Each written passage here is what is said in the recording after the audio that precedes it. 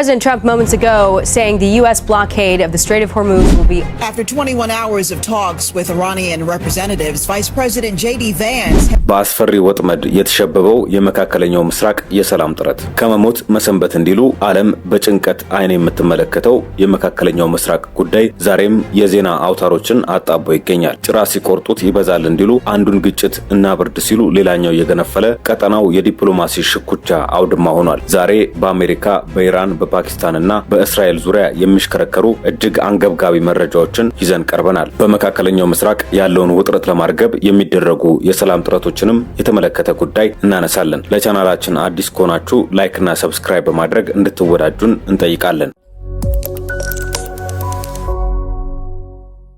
የመካከለኛው ምስራቅን የጦርነት እሳት ለማብረድ ፓኪስታን ወገቧን ታጥቃ ተነስታለች። ሆኖም የመጀመሪያው ዙር የኢስላማባድ ንግግር ውሃ ቢወቅቱት እንቦጭ ሆኖ ተጠናቋል። የአሜሪካው ምክትል ፕሬዝዳንት ጄዲ ቫንስ ለፎክስ ኒውስ የዜና አገልግሎት እንደገለጹት አሜሪካ ከጠረጴዛው የተነሳችው ኢራን የቀረበውን ሐሳብ ጠልተው ሳይሆን የመጡት ልዑካን ብዕር የሌላቸው ጸሐፊዎች በመሆናቸው ነው። ተደራዳሪዎቹ እነ ጋሊባፍና አራቅቺ ለሰላም ቢጎመጁም ቤተመንግስት ውስጥ ያሉት አዛዥና ናዛዥ ግን አላንቀሳቀስ ብለዋቸዋል። እመቤት በሌለችበት ገረዳ አታዝም እንዲሉ የኢራን አብዮታዊ ዘብ IRGC እና በሕክምና ላይ ያሉት ጠቅላይ መሪ አያቶላ ሞጅተባ ካሚኒ ካልፈቀዱ ድርድሩ ባዶ ጩኸት መሆኑ ተረጋግጧል። ጄዲ ቫንስ በኢስላማባድ ያሳለፉትን 21 ሰዓታት ጠቃሚ ናቸው ብለዋቸዋል። ለምን ቢባል የቤቱን ባለቤት ባናገኘውም ቁልፉ ግን በማን እጅ እንዳለ አውቀናል በማለታቸው ነው። አሜሪካ አሁን ብዕሩን የጨበጠውን አካል በውል ለይታለች። ሀገሪቱ ለሰላም በራችን ክፍት ነው ብትልም መዳረሻ የሌለው መንገድ ዱካ የለውም እንደሚባለው በሁለት ነጥቦች ላይ ድርድር እንደማታውቅ በግልጽ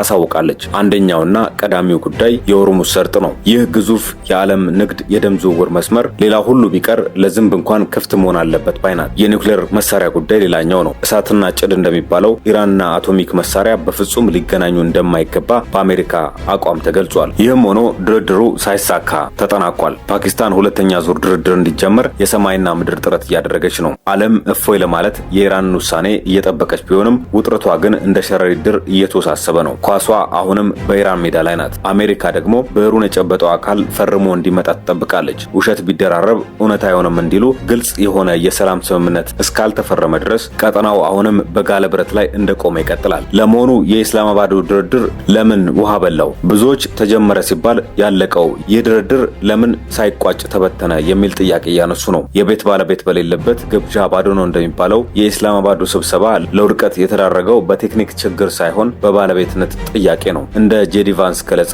በጠረጴዛው ዙሪያ የተቀመጡት የኢራን ባለስልጣናት እነ ጋሊባፍና አራቅቺ ሰላም ቢፈልጉም በሀገራቸው መዋቅር ውስጥ ግን የውሳኔ ሰጪነት ኦቶራይዜሽን ስልጣን አልነበራቸውም። ጭንቅላቱ ሳይፈቅድ እግር አይራምድም እንዲሉ ተደራዳሪዎቹ የፈለጉትን ያክል ቢመክሩም የመጨረሻውን ቃል የሚናገረው አካል ስላልፈቀደላቸው ድርድሩ ገደል ገብቷል። አሜሪካ ይህንን ስትረዳ ብዕር ከሌለው ጸሐፊ ጋር መነጋገር ጊዜ ማጥፋትና አፍ ማልፋት ነው በሚል ድምዳሜ ከክፍሉ ወጥታለች። ለድርድሩ ውድቀት ዋነኛ ተጠያቂ ተደርገው የተወሰዱት በክፍሉ ውስጥ ያልነበሩትና በስተጀርባ ሆነው ክር በመሳብ ላይ የሚገኙት አካላት ናቸው። ከዚህ ውስጥ አንደኛው የኢራን አብዮታዊ ዘብ IRGC ነው። ይህ ኃይል ከሰላም ይልቅ ግጭት ለህልውናው የሚጠቅመው በመሆኑ ለዲፕሎማሲያዊ ስምምነት አረንጓዴ መብራት ሊያሳይ አልቻለም በሚል ተደጋጋሚ ትችቶች እየቀረቡበት ይገኛሉ።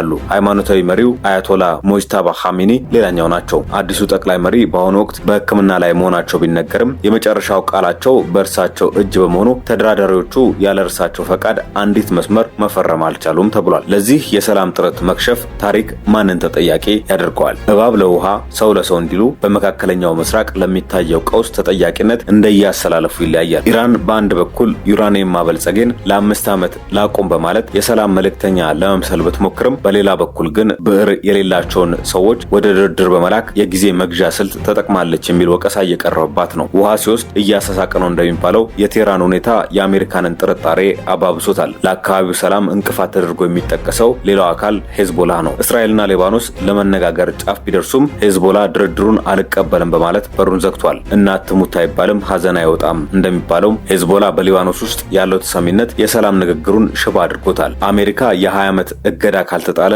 አልፈርምም የሚለው ጠንካራ አቋሟ በኢራን በኩል የሉዓላዊነት ጥሰት ተደርጎ ተወስዷል። አሜሪካ በድርድሩ ወቅት ያሳየችው ግትርነት ለንግግሩ መቋረጥ የራሱ የሆነ ድርሻ እንዳለው ተንታኞች ይናገራሉ። በአጠቃላይ የኢስላማባዱ ድርድር የከሸፈው ተገቢው ሰው በተገቢው ቦታ ባለመገኘቱ ነው የሚለውንም እነዚሁ ተንታኞች ያክላሉ። አሁን ፓኪስታን ለሁለተኛ ዙር ድርድር የምታደርገው ጥረት ፍሬ እንዲያፈራ ከተፈለገ ብዕሩን የጨበጡት እነዚያ በጥላ የተሸሸጉት ኃይሎች ወደ ብርሃን መምጣት ይኖርባቸዋል። ያለበለዚያ ግን ያልተያዘ ወፍ ሺኖ እንደሚባለው ሰላሙ በእጅ ሳይገባ እንደ ጢስ እየተበተነ ይቀጥላል። አይነ ሲፈስ ጆሮ አይሰማም እንዲሉ ዓለም ከመካከለኛው ምስራቅ ሰላም ይልቅ ጦርነቱን የምትሰማበት ጊዜ እንዳይቀር የስጋት ደወሉ እያቃጨለ ነው። በሊባኖስ ምድር የሚነደው እሳት በኢስላማባዱ ድርድር ላይ ውሃ ከመቸለስ አልፎ ንግግሩን በረዶ አድርጎታል። አህያውን ፈርቶ ዳውላውን እንደሚባለው እስራኤል በሊባኖስ ሄዝቦላ ላይ የምትሰነዝረው በርታ ያለ ጥቃት የቴህራንን ባለስልጣናት ክፉኛ አስቆጥቷቸዋል። ኢራን ሄዝቦላን እንደ ቀኝ እጇ ነው የምታየው። ጣት ሲቆረጥ ደም ለአይን ቅርብ ነው እንዲሉ በሊባኖስ ላይ የሚወርደው ቦምብ ኢራን ውስጥ የሚገኙትን ብዕር የጨበጡ ባለስልጣናትን ክፉኛ አበሳጭቷቸዋል። አሜሪካ ሰላም ብላ ስታወራ ወዳጇ እስራኤል ግን በሊባኖስ በኩል ዱላ ስታነሳ ኢራን ነገሩን እንደ ተንኮል ቆጥረዋለች። በአንድ አፍ ሁለት ምላስ እንደሚባለው አሜሪካ በዲፕሎማሲ እየደለለች፣ በእስራኤል በኩል ደግሞ ክንፌን እየመታች ነው የሚል ስጋት በኢራን ተደራዳሪዎች ዘንድ ነግሷል። አሁን አይኖች ሁሉ በፓኪስታን በሚደረገው ሁለተኛ ዙር ድርድር ላይ ያነጣጠሩ ናቸው። ያልጠረጠረ ተመታ እንዳይሆን ይህ ድርድር ካልተሳካም ዓለም ልትሸከመው የማትችለው የጥፋት ማዕት ይጋረጥባታል። ድርድሩ ከከሸፈ ሰይፍ መምዘዝ ብቸኛው አማራጭ ይሆናል። እስራኤልና ኢራን ፊት ለፊት ከተጋጠሙ ዞንና ዞን ሲጣሉ የሚጎዳው ሳሩ ነው እንዲሉ መላው የመካከለኛው ምስራቅ ሕዝብ ወደ ስደትና ረሃብ ይገፋል። ኢራን በሰላም ካልሆነ በጉልበት የኒውክሌር ቦምብ ባለቤት ለመሆን የመጨረሻውን ሩጫ ልትሮጥ ትችላለች። ይህ ደግሞ በዓለም ላይ የጦር መሳሪያ ፉክክሩን በማፋጠን ዓለምን በፈነዳ ጥይት ላይ እንደተቀመጠች ያደርጋታል። የአሜሪካና የቻይና ሩሲያ ፍጥጫን በማባባስ ዓለምን ወደ ሁለት ጎራ ይከፍላል። ሁለት በሬ ካልተባበረ እርሻው አይታረስም እንዲሉ ዓለም በጋራ ሊፈታቸው የሚገቡት የአየር ንብረትና የኢኮኖሚ ችግሮች በጦርነት ወሬ ተውጠው ይቀራሉ። ሁኔታው ከርቀት ሲያዩት ተራራ፣ ሲቀርቡት አድባራ ሆኗል። የሊባኖስ ሰማይ በጭስ ተጨልሟል። የኢራን ልብ በቁጣ ነዷል። የአሜሪካ እጅ ደግሞ በግትርነት ተዘግቷል። ፓኪስታን የምታዘጋጀው ሁለተኛ ዙር ድርድር የመጨረሻዋ ጀልባ ናት። ይህች ጀልባ ከሰጠመች ግን ውሃ ሲወስድ አያስተጋባም እንዲሉ ዓለም ወደማይመለስበት የቀውስ ጥልቅ ውስጥ ልትገባ ትችላለች። የሰላም ዋጋው ውድ ነው። የጦርነት ግን እጅግ የከፋ። የዛሬን አበቃን። ቸር ቆዩልን።